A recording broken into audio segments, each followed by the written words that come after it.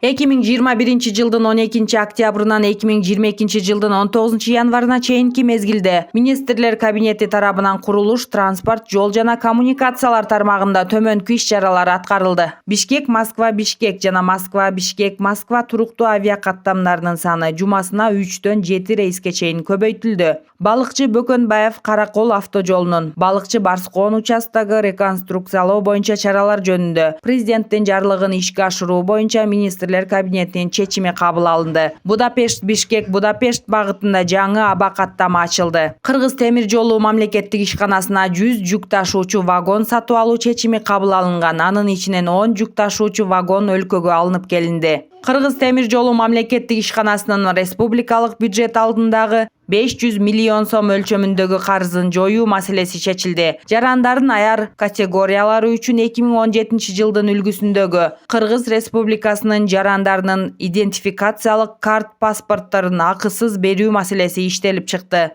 Транспорт каражаттарын жыйымдын нөлдүк ставкасы менен кайра каттоо маселеси иштелип чыкты.